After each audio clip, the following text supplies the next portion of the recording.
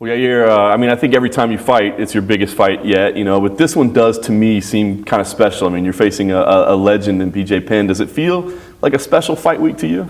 Of course, every fight is special for me. I always say it, every single fight is the more important fight of my career. In that point, that's the one who decide where I'm gonna be after the fight, And now that I have the chance to fight against a legend like BJ Penn, this is just amazing for me. It's something that all of the upcoming fighters are looking for. Fight a legend as BJ Penn. Now, I'm fighting him next Sunday. I'm excited. Nice.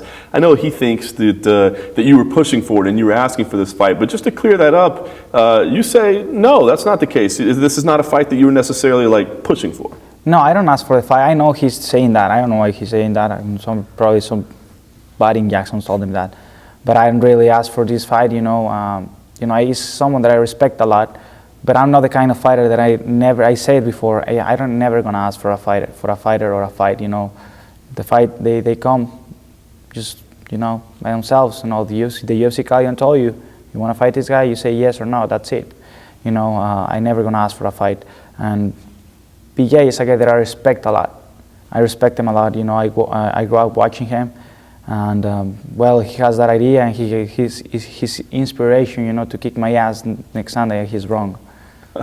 You said you grew up watching him fight. I got to ask, A, kind of were you a BJ Penn fan, and B, is there any chance when you get in there that you got to control yourself? Because I got to think, I mean, that's like a crazy moment to be standing in the octagon with BJ Penn. Yeah, I mean, like I'm telling you I mean, I respect him a lot there in the cage. He's a guy who's gonna try to take my head off. So, I gotta see him as a human being. As a normal guy trying to fight me. Is what I wanna do. He's trying to win. I'm trying to win. I have nothing against him, personal against him. This is just about sport, about competition. And I would really love to fight him. Very nice. What are you expecting out of him? Because I think us as media and fans, I mean, I don't think we know what to expect. He's been gone for so long. His last fight was kind of a weird fight, the way he fought, his style, that sort of thing. So how do you prepare, and what are you really expecting to see from BJ? I'm just expecting the best BJ Penn ever. Sometimes you need a break to see where you are and take a breathe and say, all right, this is what I want in my career, on my life. He found it again, I guess. He found it again. He's what he wants, and I'm pretty sure he's coming with everything then he has.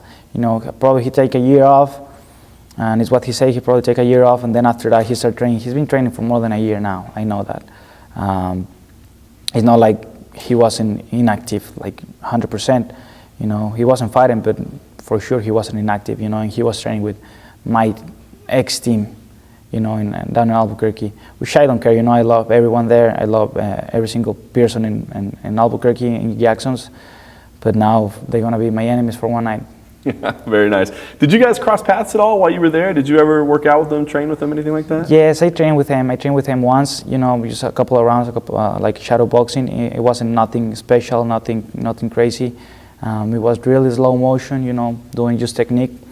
And it's a pretty amazing partner, to work with. But he didn't know me back then. He didn't know me like a year ago. He didn't knew who I was. I didn't want to tell him. If I fight for the UFC, I would look like too much of a fun with him. And I didn't say nothing. No, just my name is Yair. And he thought that I was like Middle Eastern, something like Indian or something. I said, no, I'm Mexican. And like, all right, you look like, I was with Marco Beltran too. So yeah, BJ told us, I thought you guys were like Middle Eastern or something. Yeah, like in Northern, he has something, the respect or whatever. He used all that, and then we start training. Very cool. Well, I think that this is a big opportunity. Like you said, I think everybody wants to fight a legend. A win here, people have already been kind of tagging you as the next big thing, but a win here, do you feel like it makes you a legitimate contender at 145 pounds? I guess what I'm hoping for, BJ is a legend, like you say. He's a 2 times like former champion of the UFC. Was a former champion of the UFC in 2 different weight classes, which few guys can make that happen. That means something here. More than body weight, mentally he's strong. Sometimes it's all what you need, being strong up here. You know, I mean, I respect him, I love him, but I mean, I want this a lot. You know, he already knows what it takes. He already had that feeling. He already knows that, you know. But I wanted that so bad. I'm hungry, and I really want that. Very cool. I think some of the most exciting stuff about your fight is, you know, when you fight, we don't know what we're going to see because you go out there and just do crazy stuff. So, Yeah. But I wonder, you know, when you're playing this fight out in your mind, how do you see this thing going down? How do you get your hand raised on Sunday? I mean, I don't really care. You know, I know he's going to try to take me down. I know he's going to try to, you know, pull me into the cage and punish me there. He's going to try to probably ground and pound me or submit me. You know, I'm a fighter. It's what I do. You know, I train every day for every single occasion that it can happen in my fighting game, on my fight. You know, if he tried to take me to the cage and he thinks it's going to be easy, well, guess what? If he tried to take me down, submit me, guess what? You know, everything can happen in a fight. I know that, but I'm prepared for everything.